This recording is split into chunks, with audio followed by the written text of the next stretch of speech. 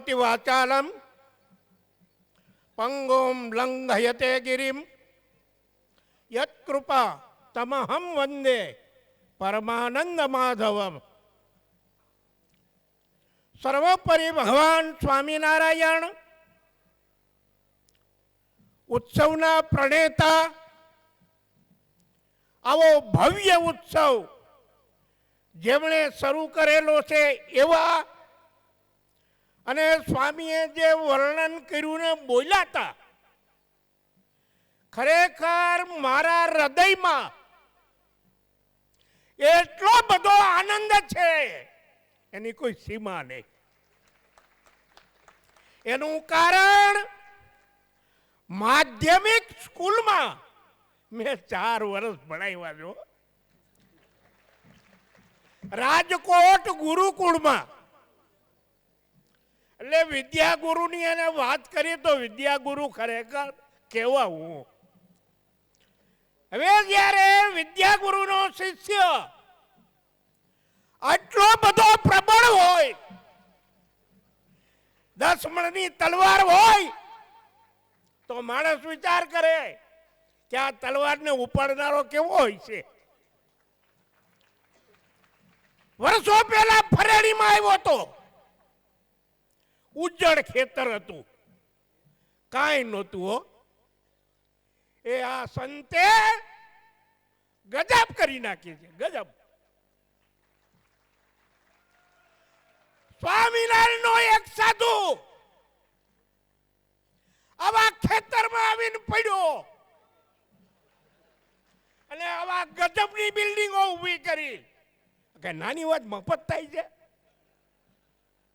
આ લોકોના મફત પૈસા એવા છે, ઠાલવે છે.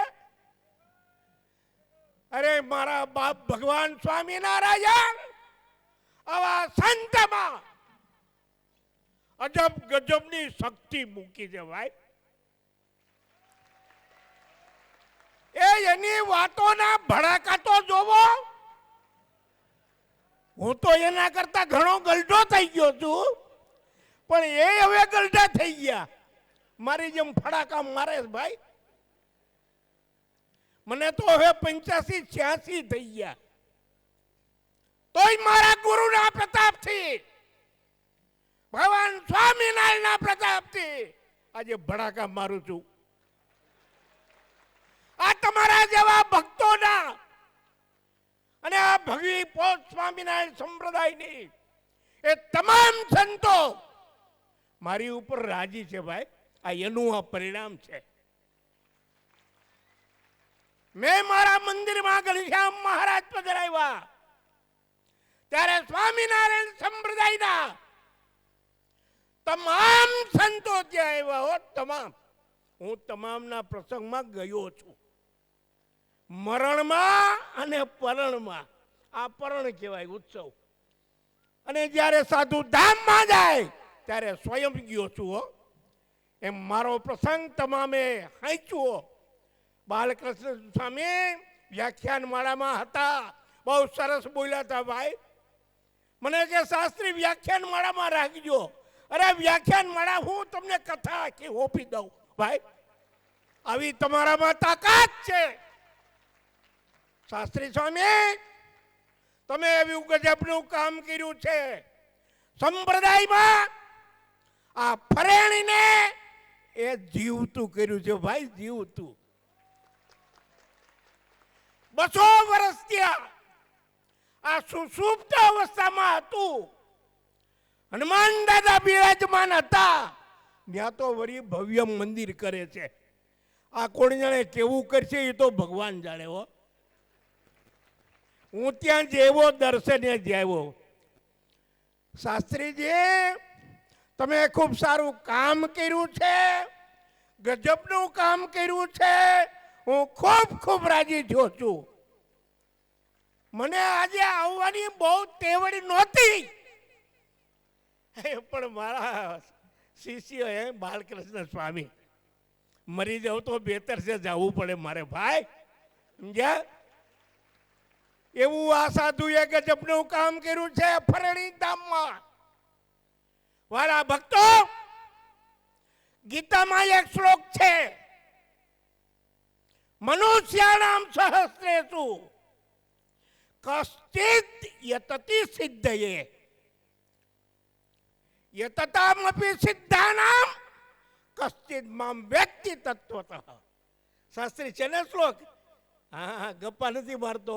હા, હજારો મનુષ્યોમાં મનુષ્યાણામ સહસ્રેષુ હજારો મનુષ્યોમાં સિદ્ધયે યતતિ કશ્ચિત.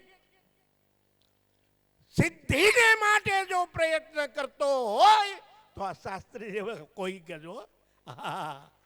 એ તો આને ધૂણી ધકાવી છે ભાઈ.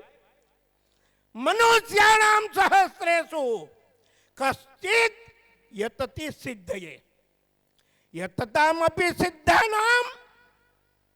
ઓમાં હજારોમાં કોઈક મળે, એવા પાછા હજારોમાં કોઈક ભેગા થયા હજારો. મામ વેતિ તત્વતઃ કશ્ચિત. ભગવાન કૃષ્ણ પરમાત્મા કે છે મને તત્વ સહિત જાણનારો આવો વિરલો સાધુ કોઈક જ. આ બાલ સ્વામી ઉપર વાત કરું છું.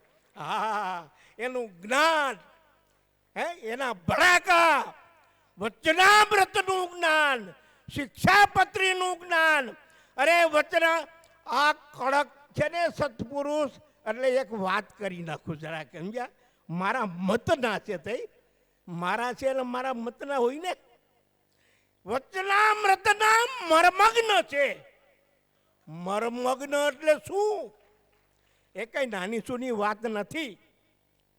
વચનામૃતનો નિચોડ, વચનામૃતમાં ભગવાન સ્વામિનારાયણનો હેતુ, એનો શું મર્મ હતો એ જાણનારી સંત છે. ભગવાન સ્વામિનારાયણે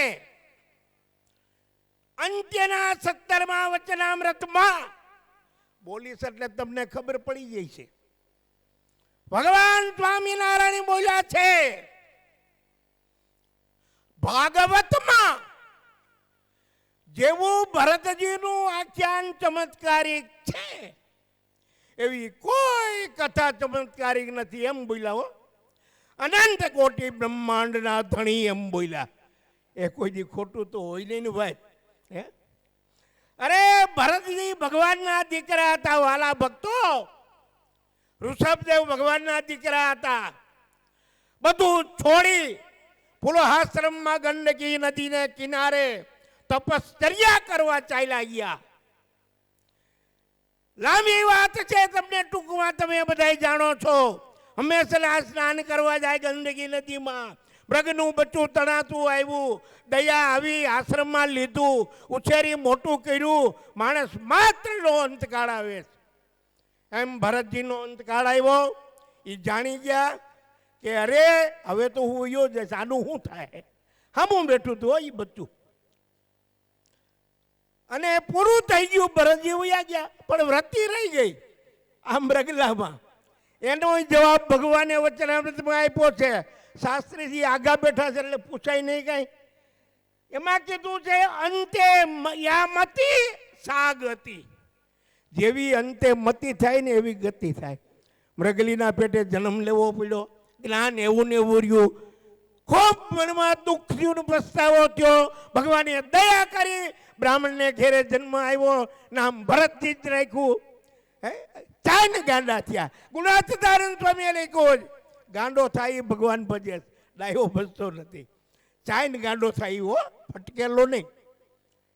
મારા વાલા ભક્તો, ગુણાતીતાનંદ સ્વામી જેવા સંત એની આ કર્મભૂમિ છે. કર્મભૂમિ 3 ગુણથી રહિત જેને આનંદ હતો, સત્વરજ ને તમ. એવા ગુણાતીતાનંદ સ્વામી અમારા ગુરુ છે ભાઈ. એના પરિવારના અમે છીએ. અને કાન ઝઘોડવા માંડીને તો એનો કોઈ અર્થ નથી. આ ભરતજીને 3 જન્મ ફટકાર્યા હો શાસ્ત્રી, 3. એની કોઈ વાંક હતો? વાંક નહોતો. દયાને ખાતર લીધું હતું, અંતે એમાં મતી રહી ગઈ. 3 જન્મ ફટકાર્યા. એ વાલા ભક્તો, સંતો અને ભક્તો, કર બધા પ્રાર્થના કરીને વિનંતી કરું છું, મારા ભગવાન આપણે એના ભક્તો છીએ. શુદ્ધ બરાબર આચરણ રાખશું અને શુદ્ધ ભગવાન શિક્ષાપત્રીમાં કીધું છે એ પ્રમાણે આપણું જીવન છે, જેમ શાસ્ત્રીજી જીવી રહ્યા છે ભાઈ, તો ત્યાં કડેલાટ કરતા અક્ષરધામમાં આપણું સ્થાન ગોઠવાઈ જાય છે. ત્યાં કઈ પોલામાં પોલું નથી. આ ત્રણ જન્મ ફટકાર્યા, કાંઈ વાંક નહોતો તોય ત્યારે આપણે મોટા મોટા કુંડાડા કાઢશું ને અક્ષરધામમાં જવું. લ્યો અક્ષરધામ એમ નહીં મળે. અક્ષરધામ મેળવવાને માટે ભગવાન સ્વામિનારાયણની શાસ્ત્રીએ જેમ કીધું એમ આજ્ઞાને ઉપાસના મજબૂત જોઈશે તો જ ધામ મળશે, નકર ધામ બામ મળે નહીં. પણ આવા સંતની સાથે, શાસ્ત્રીજી જેવા સંતની સાથે જો આંકડો બરાબર જોડાઈ જાય તો પછી પૂછવાનું જ નથી હો, કામ થઈ જાય. મારા વાલા ભક્તો, મને આજે મારા હૃદયમાં અનેક આનંદ ઉભરાઈ ગયો છે, કારણ કે મારા શિષ્યે આવું કામ કર્યું ગજબનું. આ તમે જોવો છો બધાય, ભગવાન સ્વામિનારાયણ એની ઉપર ખૂબ ખૂબ રાજી થાય. અને તમે વાલા ભક્તો અહીંયા પધાર્યા છો, તમારી ઉપર હરિકૃષ્ણ મહારાજ, ભગવાન સ્વામિનારાયણ અને જોગી સ્વામી જેવા સંત ખૂબ રાજી થાય એવી પ્રાર્થના કરી અને મારું વક્તવ્ય પૂરું કરું છું. સહજાનંદ સ્વામી મહારાજ.